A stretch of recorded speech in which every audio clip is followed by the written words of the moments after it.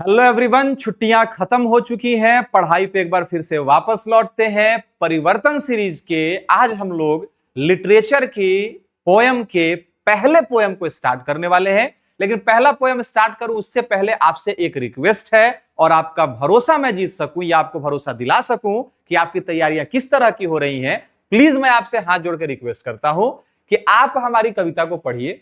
मैं आपको कविता समझाता हूं, और मेरा एक रिक्वेस्ट आप ये मानिए पर्सनली, बाकी ये इससे लोग बचते हैं, मैं आपको रिक्वेस्ट कर रहा हूं, मैं आपको अर्ज कर रहा हूं कि भैया आप जाइए और बाकी प्लेटफॉर्म पर भी काइंडली इस चैप्टर को, जो बाकी जो टीचर्स पढ़ा रहे हैं, ये डब्लू वो डब्लू, पहले वाला टॉपर बाद वाला टॉपर, ये कूल वो ब्लडी फूल, इन सब से अगर बेहतर आपको पढ़ाई हमारे प्लेटफॉर्म पे ना मिले तो आप हमारे प्लेटफॉर्म को अनसब्सक्राइब कर सकते हैं। लेकिन ऑनेस्ट रिव्यू करना, ईमानदारी से पढ़ना और सब देख लेना, और अगर आना और ये पाना कि हमने आपको वो बातें बताई हैं जो बातें इन लोगों ने आपको नहीं बताई, हमने आपको वैसे समझाया है जैसा उन्होंने आपको नहीं समझाया, तो प्लीज कमेंट बॉक्स में ये जरूर लिख देना ताकि मेरा भी मनोबल बढ़ा रहे और आप सबका प्यार देखकर, आप सभी का साथ देखकर एक अलग सी हिम्मत, एक अलग सा जुनून जागता है मेरे भीतर कि मैं आपको वैसे कंटेंट दे सकूं जो कंटेंट कोई और आपको नहीं दे रहा है। और ये बात मैं डंके की चोट पे कहता हूं, क्योंकि हम लोग परिवार की कसम खा के कहते हैं, पढ़ाने से पहले हर बार दिमाग में यही होता है कि सबसे बेहतरीन, सबसे बेहतर, सबसे बेस्ट कंटेंट, आपके सारे डाउट सॉल्विंग, ये हम लोग अपने चैनल पे करते रहे।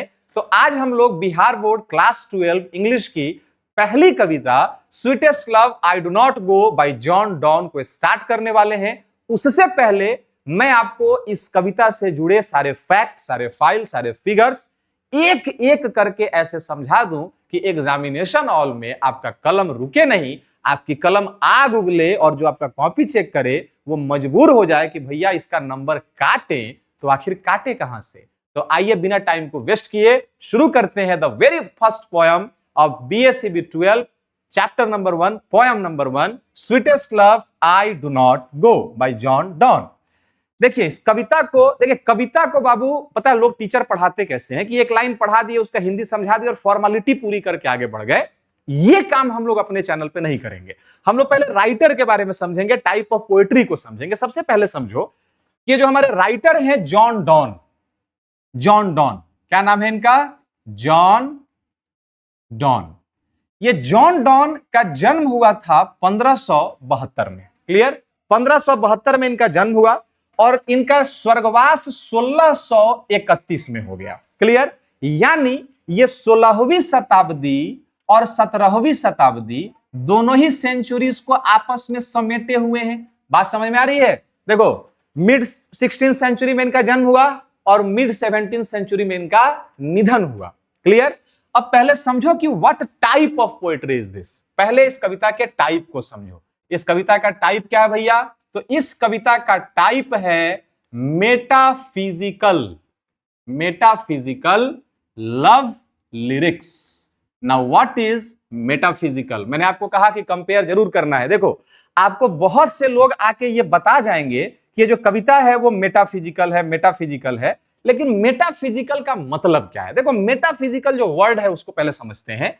ये एक वर्ड है यहां पे मेटा, और दूसरा वर्ड है PHYSIKA, फिजिका। ये दोनों लैटिन वर्ड हैं। मेटा का मतलब होता है बाबू बियॉन्ड। क्या मतलब होता है मेटा का? बियॉन्ड, मतलब सबसे, सबके पहुंच से परे की चीज। और फिजिका का मतलब क्या होता है? फिजिकल। ठीक है? मेटाफिजिकल का मतलब क्या होता है दोस्त? पहले इस चीज को समझेंगे। मेटाफिजिकल का मतलब होता है कि बियॉन्ड फिजिकल, मतलब वो चीजें जो हमारे पहुंच से, हमारे औकात से बाहर की चीज है, जैसे प्रेम, मृत्यु, समय, मिलना, बिछड़ना, ये सारी चीजें हमारे पहुंच से बाहर की चीज है। इसलिए हम लोग इस कविता को कहते हैं मेटाफिजिकल लव लिरिक्स। एक चीज मैं आपको और बता दूं, आपने ध्यान दिया होगा कि मार्क जकरबर्ग, फेसबुक के फाउंडर, ने अपनी कंपनी का नाम क्या रखा है?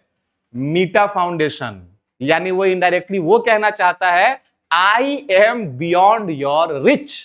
हमारी कंपनी तुम्हारे औकात, तुम्हारे पहुंच, तुम्हारे सोच से ऊपर की और परे की वस्तु है, इसलिए उसने अपने कंपनी का नाम रखा मीटा। बात समझ में आ रही है? तो ये मेटाफिजिकल पोएट्री है, जॉन डॉन के द्वारा लिखी गई है। इस कविता का टोन क्या है, what is the tone of this poem? तो पहले टोन को भी समझते हैं हम लोग। टोन इस कविता का है बाबू कॉन्सोलिंग। क्या टोन है इसका? कॉन्सोलिंग, मतलब सांत्वना देते हैं कवि इस कविता के भीतर, कॉन्सोलिंग टोन है। और इस कविता का थीम क्या है? तो थीम है लव इज बियॉन्ड डेथ।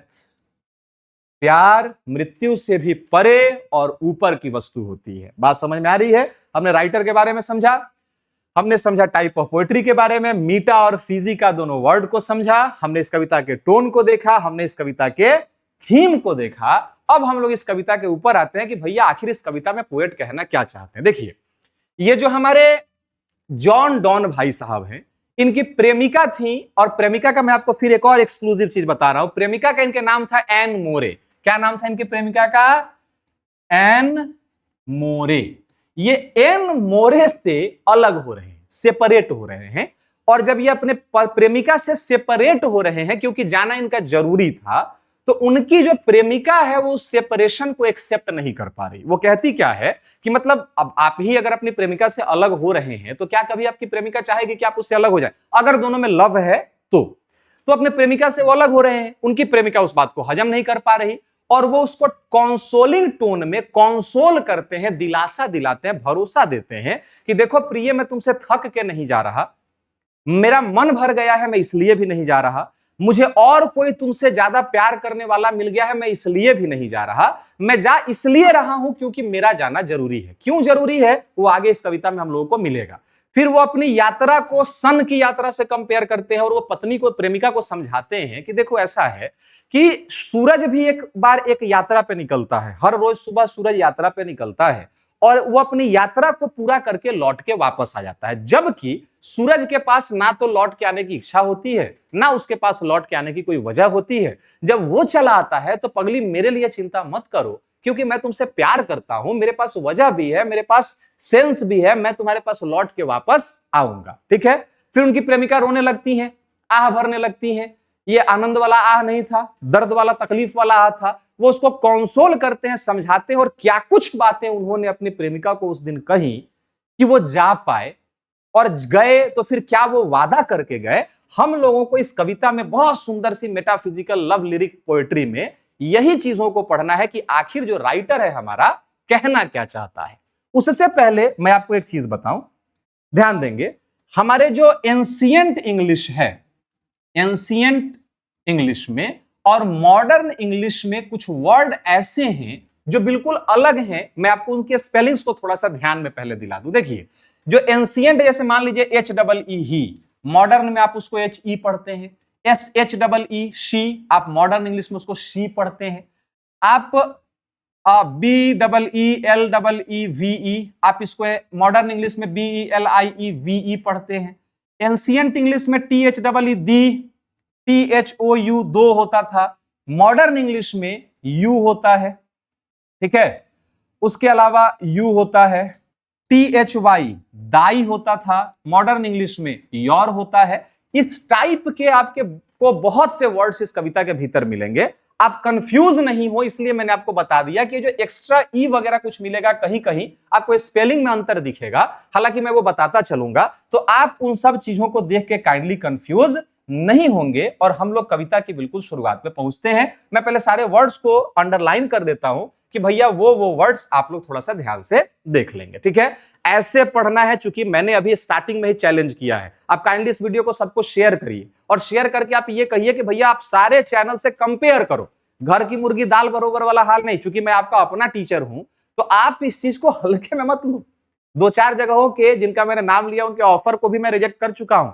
समय आने पे उन सारे ऑफर को मैं पब्लिक करूंगा अपने चैनल के ऊपर। लेकिन फिलहाल आप इतना करिए कि आप सबसे कंपेयर करिए, और अगर आपको आपका टीचर ईमानदार और बेहतरीन लगता है तो कमेंट सेक्शन में जरूर बताइए कि भाई हमारी पढ़ाई आपको कैसी लग रही है। अगर खराब लग रही है तो मैं इंप्रूव कर लूंगा, अगर बेहतर लग रही है तो आपका आभार कि आपने सच में एक बेहतरीन जजमेंट सुनाया है मुझे। ठीक है।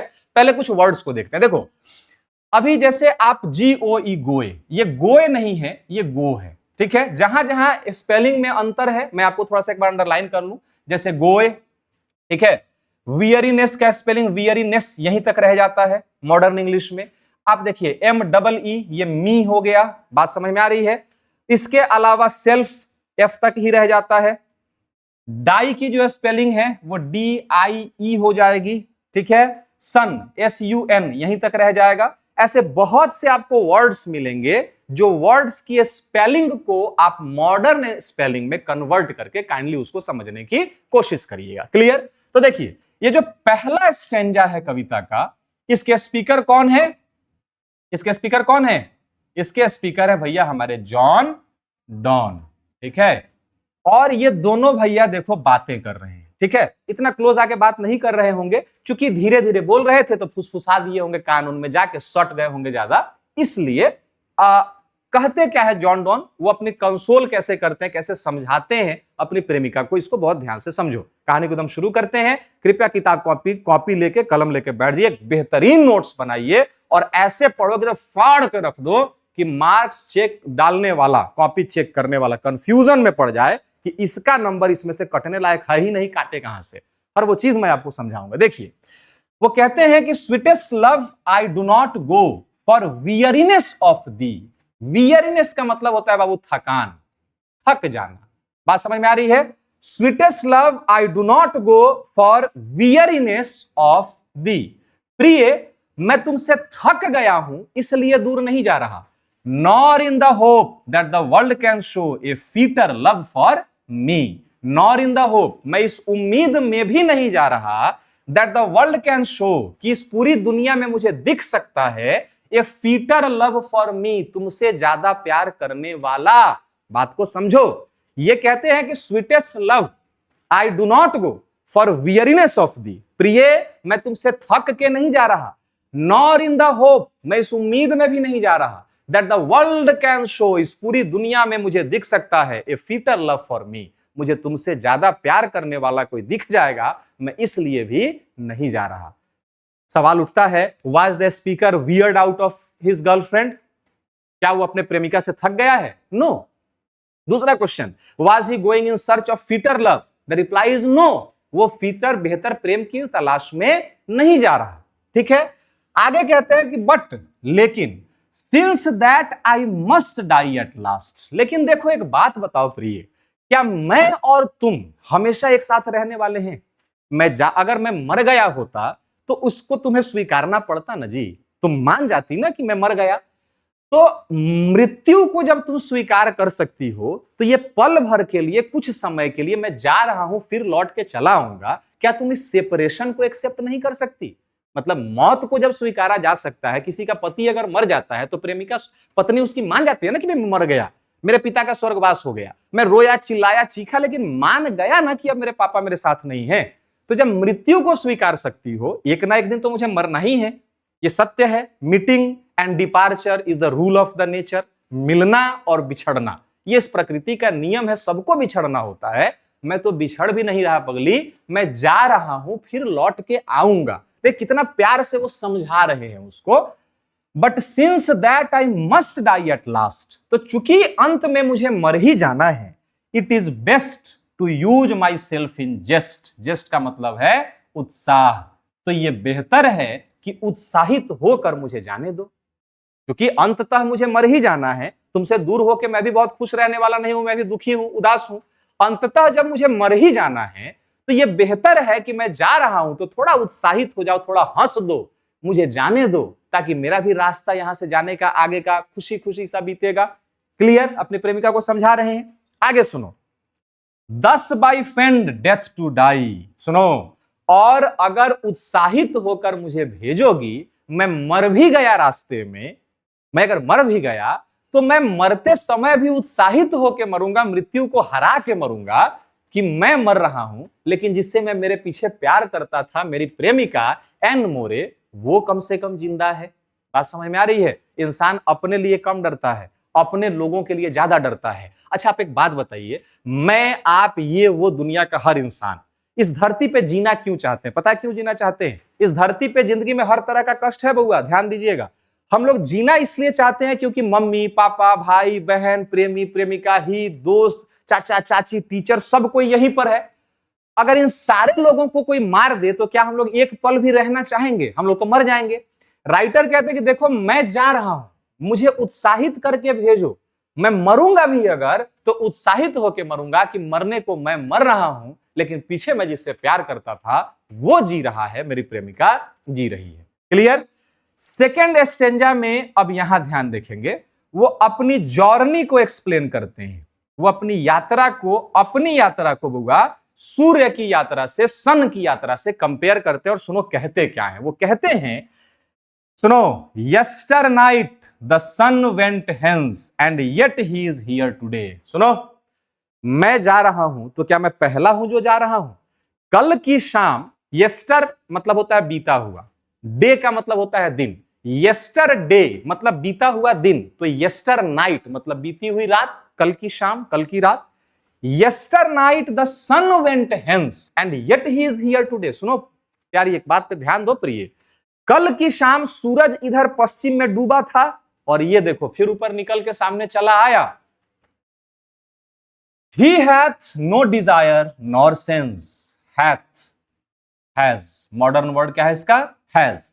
He has no desire nor sense. सूरज के पास ना तो डिजायर है और ना उसके पास सेंस है। ऑब्जेक्टिव क्वेश्चन पक्का यहां से राइज होगा इस साल, What does the sun do not have? सूरज के पास क्या नहीं होता है? तो डिजायर और सेंस सूरज के पास नहीं होता है।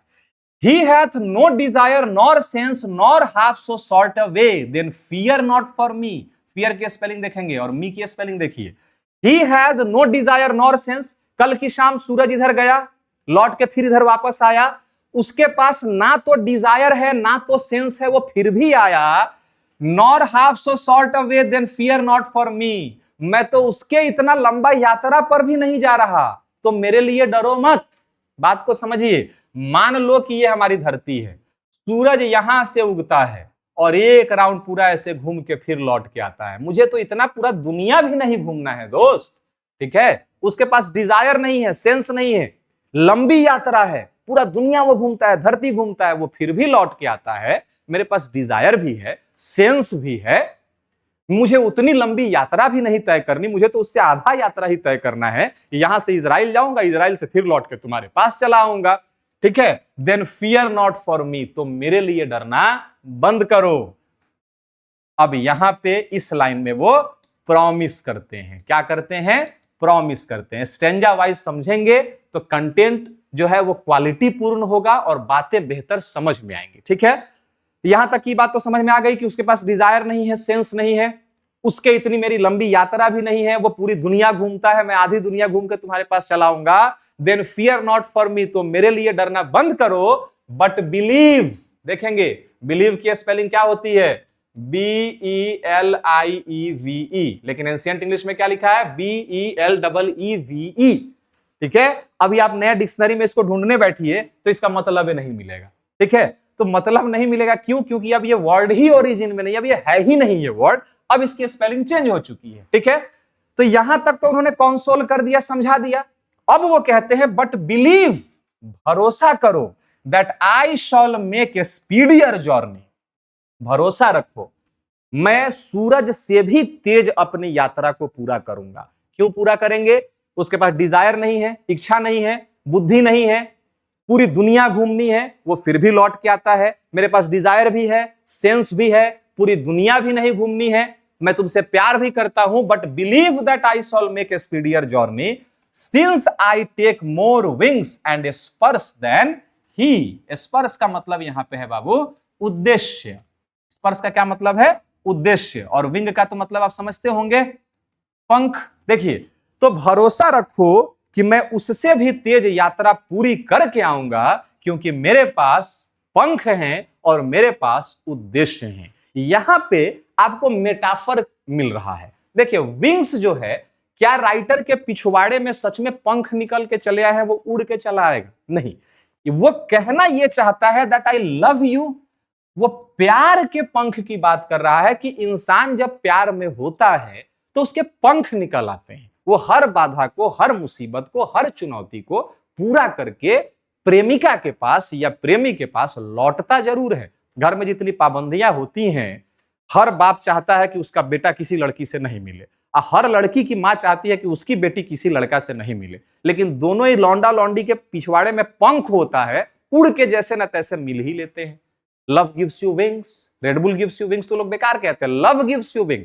जब आप प्यार में होते हैं तो पैर जमीन पर पड़ते ही नहीं है, पैर हवा में रहते हैं, पंख लग जाते हैं पीछे आपके। बात समझ में आ रही है? ये उन्हीं पंखों की बात करते हैं कि but believe that I shall make a speedier journey, मेरा भरोसा करो कि मैं तेज यात्रा पूरी करूंगा, since I got more wings and spurs than ही, क्योंकि मेरे पास प्यार के पंख हैं और तुम तक मैं चला आऊं, ये मेरा उद्देश्य है। ये प्रॉमिस उन्होंने किया। यहां इस स्टेंजा में जो राइटर है वो अपना ग्रीफ दर्शाता है बेचारा। क्या दर्शाता है? ग्रीफ दर्शाता है। वो अपने तकलीफ और अपने दुख को दर्शाता है कि यार इंसान कितना कमजोर होता है। अच्छा, एक प्रेमी को अपने प्रेमिका से मजबूरी में अलग होना पड़ रहा है, क्या वो प्रेमी अपने आप को कमजोर महसूस नहीं कर रहा होगा? ऑब्वियस सी चीज है, कमजोर महसूस कर रहा होगा। लेकिन समय के ऊपर, टाइम के ऊपर किसका बस चलता है? आदमी बड़ा ना होता है, समय होत बलवान। बात समझ में आ रही है? इंसान बड़ा नहीं होता है, बड़ा कौन होता है? समय होता है। देखिए, वो दुख में है, तकलीफ में है और कहता है अपने प्रेमिका से, O how feeble is man's power. Feeble का मतलब होता है बाबू कमजोर। फीबल का क्या मतलब होता है? कमजोर, भंगूर।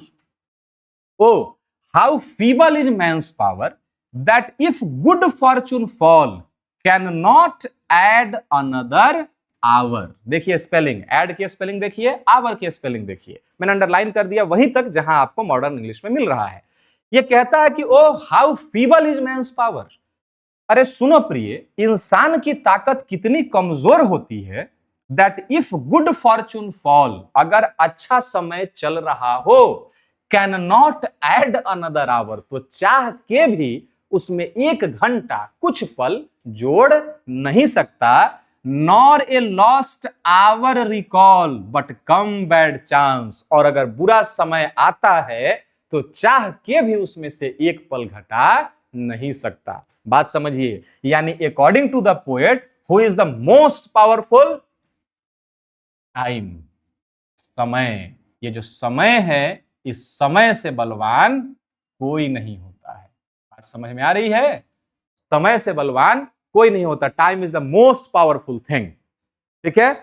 O how feeble is man's power that if good fortune fall can not add another hour nor a lost hour recall but come bad chance. अरे सुनो, इंसान की ताकत कितनी कमजोर होती है। दुख में है, अभी इसका मूड कैसा है, टोन कैसा है? ग्रीफ वाला है। बात समझ में आ रही है कि अगर अच्छा समय चल रहा हो तो एक घंटा जोड़ नहीं सकता, बुरा वक्त आता है, बुरा दौर आता है तो चाह के उसमें से एक पल घटा नहीं सकता, लेकिन मुश्किलों को हम और बढ़ाते हैं। कैसे बढ़ाते हैं? ये देखिए, एंड वी, ज्वाइन की spelling JOIN, and we join to it our strength and we teach it art and length itself over us to advance. ध्यान दीजिए, जब मुश्किलें आती हैं, ये वार्निंग देता है। यहां पे पोएट अपने प्रेमिका को वार्निंग देते हैं, एन मोर को जॉन डॉन वार्निंग देते हैं, कहते हैं कि सुनो, मुश्किल का दौर है, अभी मुश्किल का समय आया है ना जी, कि मुझे तुमसे दूर जाना पड़ रहा है।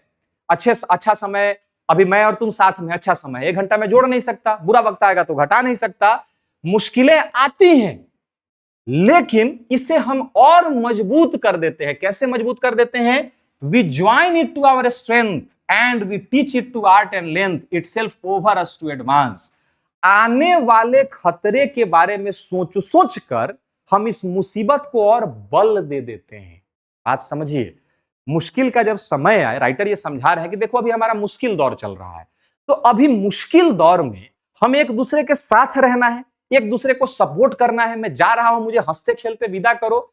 मुसीबत जब आती है तो इंसान और इतना घबरा जाता है, आगे ये हो जाएगा, आगे वो हो जाएगा, ये मर जाएंगे, कहीं भाग जाएंगे, दूसरा लड़की से फंस जाएंगे, दूसरा चक्कर चलने लगेगा। ये सारा चीज सोचकर क्या हम मुसीबत को और बढ़ावा नहीं दे रहे हैं?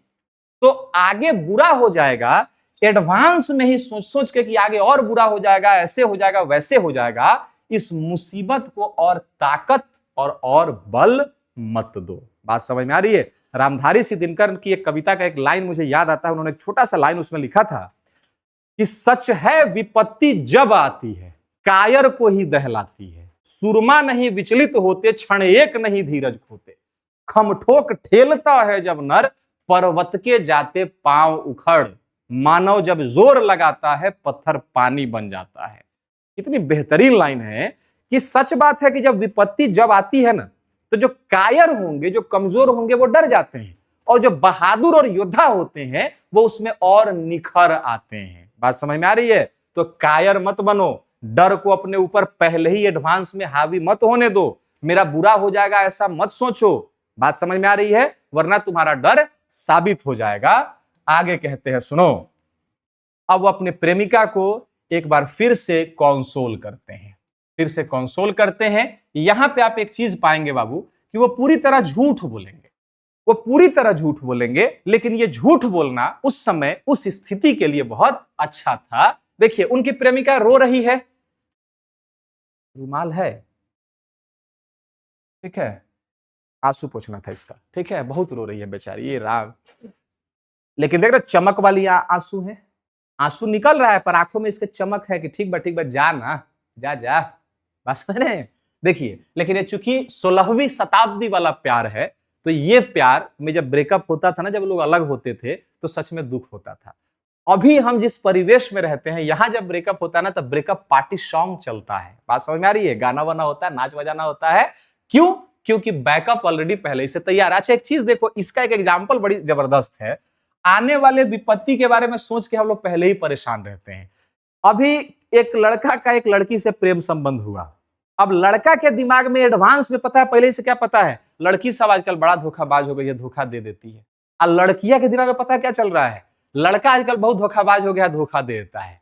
और दोनों एडवांस में ही आने वाले खतरे के बारे में सोच के दोनों एक कहो बैकअप रख लेता है। और जब पीठ पर बैकअप तैयार रहेगा, जब आपके पास ऑल्टरनेट ऑप्शन होगा, तो वो एक संबंध लंबे समय तक कभी नहीं चलेगा। तो आने वाले समय के बारे में पहले ही सोच के बैकअप तैयार मत रखो, जब जो होगा वो देखा जाएगा। लेकिन बैकअप अगर तैयार रखोगे तो भैया वो पक्का होगा जिस बात के लिए तुम्हें स्टार्टिंग में ही डर रहे हो। बात समझ में आ रही है? So don't have any backup, एक पे टिक जाओ एमआरएफ टायर की तरह, इससे पहले चक्का ब्लास्ट कर जाए और रोड पे एक्सीडेंट हो जाए। ठीक है, खैर कविता पे अपने लौटते हैं। अब उनकी प्रेमिका जो है बड़ी रो रही है, बड़ी आह भर रही है। देखिए, साई का मतलब होता है बाबू आह भरना, ठीक है, आह भरना, यहां ध्यान दो। स्पेलिंग फिर वही विंड, काइंड, ठीक है, बी, डॉथ मतलब डज, मैंने आपको बता दिया। विप, कहां गया विप, हाँ सोल, SOUL, यही तक, जहां तक मैंने अंडरलाइन किया वहीं तक की स्पेलिंग को आप मानेंगे, विप। देखिए, अब अपने प्रेमिका को समझाते हैं कि when thou sigh'st, sigh'st not wind, यहां लव का एक बेहतरीन फॉर्म आपको दिखेगा। When thou sigh'st, sigh'st not wind, जब तुम ऐसे आह भरती हो, आह ऐसे करती हो, तो तुम्हारे मुंह से हवा नहीं निकलती, but sigh'st my soul away, मेरी आत्मा शरीर से बाहर निकल जाती है, इतना दर्द होता है मुझे। आपकी किसी की प्रेमिका उसके सामने आह भरे, मतलब दुख वाली आह अगर भरे तो अच्छा लगेगा, दूसरा ऐसा नहीं है, ठीक है। अगर दुख वाला आह भरे तो ऑब्वियसली चीज है कि अच्छा नहीं लगेगा। वही है, उसको मना करते हैं कि when thou sigh'st, sigh'st not wind but sigh'st my soul away, जब तुम ऐसे दर्द में भर के आह भरती हो, ओह करती हो, रोती हो, मुझे जाने तड़पती हो तुम, तो तुम्हारे मुंह से हवा नहीं निकलती, मेरी आत्मा बाहर निकल जाती है। When thou whipst unkindly kind, my life's blood doth decay, और जब तुम ऐसे फूट फूट कर रोती हो तो तुम्हारे आंख से ये आंसू की बूंदे नहीं है। एक प्रेमिका उसके सामने रोए, उसके आंख से जो आंसू की बूंदे निकलती हैं, ये आंसू की बूंदे नहीं है, ऐसा लगता है मेरे शरीर से खून का कतरा टपक रहा है। इट कैन नॉट बी, तो ऐसा नहीं हो सकता। That thou love me as thou say, तो अगर तुम जितना कहती हो उतना सच में प्यार करती हो, इफ इन दाइन माई लाइफ दाउ वेस्ट, तो मेरे जीवन को यू डोंट वेस्ट, इस तरह से व्यर्थ करना बंद करो। स्पीकर का लाइफ कैसे वेस्ट हो रहा है, जब तुम आह भरती हो तो हवा नहीं निकलती, आत्मा बाहर निकलती है, जब तुम रोती हो तो आंसू की बूंदें नहीं, शरीर से खून का कतरा टपक रहा है। तो ऐसा नहीं हो सकता, जितना कहती हो अगर सच में उतना प्यार करती हो तो मेरे जीवन को इस तरह आह भर के और रो के वेस्ट नहीं करोगी। ठीक है, Thou art the best of me, तुमसे तो मुझे बल मिलता है, तुमसे तो मैं जीने की कला सीखता हूं। जब तुम ही रोने लगोगी, तुम ही आह भरने लगोगी, तो क्या मैं आगे जा पाऊंगा? कुछ तो रहम करो मेरे ऊपर, इस तरह वेस्ट मेरे जीवन को मत करो। थोड़े दिनों की बात है, समझ जाओ मैं मर नहीं रहा, मैं जा रहा हूं, वादा करता हूं फिर लौट के मैं वापस तुम्हारे ही पास आऊंगा। आगे सुनो, अब ये फ्यूचर के बारे में अवेयर करते हैं। फ्यूचर के बारे में क्या करते हैं राइटर यहां पे, उसको अवेयर करते हैं। Late not thy divining heart. Babu, divine का मतलब पवित्र, ठीक है। संधि जब हम लोग हिंदी पढ़ेंगे ना, हिंदी के क्लासेज में, फिर मैं बताऊंगा पवित्र क्या होता है, पोज और इत्र कैसे उसका मतलब होगा, वो अलग हिंदी क्लास में लोग पढ़ेंगे। Let not thy divining heart forethink me any ill. देखिए, फोर जो है बिफोर वर्ड से बना है, और थिंक मतलब होता है सोचना। अपने पवित्र दिल को मेरा बुरा हो जाएगा ऐसा फोर थिंकिंग मतलब पूर्व अनुमान लगाने मत दो। मैंने देखो, तुम ऐसा कहते हैं ना कि तुलसीदास जी लिखे हैं बुआ कि जे ही इच्छा धरहि मन माही, हरि प्रसाद कछु दुर्लभ नाही। अच्छे दिल के लोग, सच्चे दिल के लोग जो अपने मन में भावना रखते हैं, ईश्वर की कृपा से वही काम होता है। अच्छा सोचोगे अच्छा होगा, बुरा सोचोगे बुरा होगा। टॉपर की तरह सोचना शुरू करो, टॉप हो जाओगे। फेलियर की तरह सोचना शुरू करोगे, फेल हो जाओगे। तो अपने दिल में बुरा होगा ऐसा सोचने मत दो। राइटर कहते हैं कि देखो प्रिय, let not thy divining heart forethink me any ill. देखो प्रिय, तुम्हारा दिल बहुत पवित्र है, मेरा बुरा हो जाएगा ऐसा पहले ही मत सोचो। क्यों?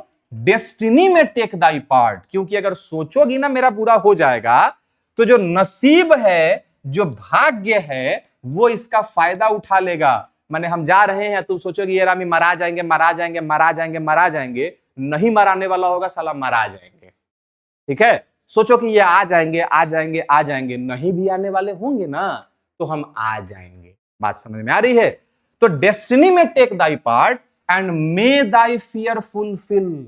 नसीब उसका फायदा उठा लेगा, और हो सकता है कि तुम्हारा डर सही साबित हो जाए। करना क्या है? लास्ट में वो कंक्लूजन सुनाते हैं। क्या सुनाते हैं? कंक्लूजन की। देखो करना क्या है, बट थिंक दैट वी। एक काम करो, तुम ये सोचो कि हम और तुम, but think that we are but turned aside to sleep.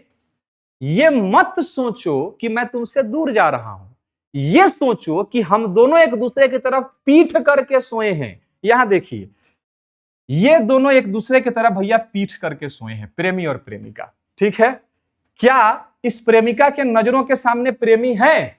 नहीं। क्या इस प्रेमी के नजरों के सामने उसकी प्रेमिका है? नहीं। लेकिन क्या ये दोनों एक दूसरे से दूर हैं? जवाब है नहीं। दोनों एक दूसरे के दिल में रहते हैं, साथ में है, प्यार करते हैं। नजरों के सामने नहीं हूं तो क्या मैं तुमसे दूर हूं? नहीं। बट थिंक दैट वी, ये सोचो कि मैं और तुम are turned aside to sleep, एक दूसरे की तरफ पीठ करके सोए हैं। नजरों के सामने नहीं रहूंगा यार, पर रहूंगा मैं तुम्हारे ही साथ। ठीक है, they who one another keep alive never parted be. वो जो एक दूसरे से प्यार करते हैं, वो जो एक दूसरे के भीतर रहते हैं, वो जीते जी तो छोड़ो, मरने के बाद भी एक दूसरे से अलग नहीं होते हैं। क्योंकि प्यार, समय, साथ, सामना, इन तीनों का मोहताज नहीं है। ये एक मेटाफिजिकल थिंग है। ये हमारे सोच, हमारी समझ, हमारी शक्ति इस दुनिया के भौतिकवाद से बहुत आगे और बहुत परे की चीज है। बात समझ में आ रही है? तो ये इस कविता का टोटल एक्सप्लेनेशन है। ठीक है, मैंने अभी आपको फिर से कहा कि जिस तरीका से हम लोगों ने पढ़ा है, अगर वो सच में आपको स्ट्राइक किया है, अगर सच में मैंने अपना बेस्ट दिया है, तो आप काइंडली कमेंट सेक्शन में लिख के जरूर बताइए कि पढ़ाई कैसी लगी, और कंपेयर करिए।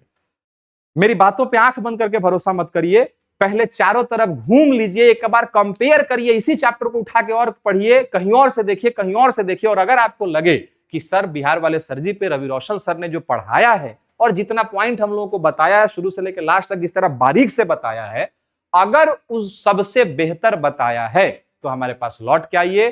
काइंडली अगर आप नए हैं तो सब्सक्राइब कर दीजिए, लोगों को शेयर करिए और बताइए कि एक टीचर को सपोर्ट करे उसे जो सबसे बेहतर पढ़ाने की कोशिश कर रहा है। Thank you so much. मिलते हैं हम लोग अगले चैप्टर पे और एक एक चैप्टर के क्वेश्चन आंसर को लेके मैं आपके सामने जल्द हाजिर हूं।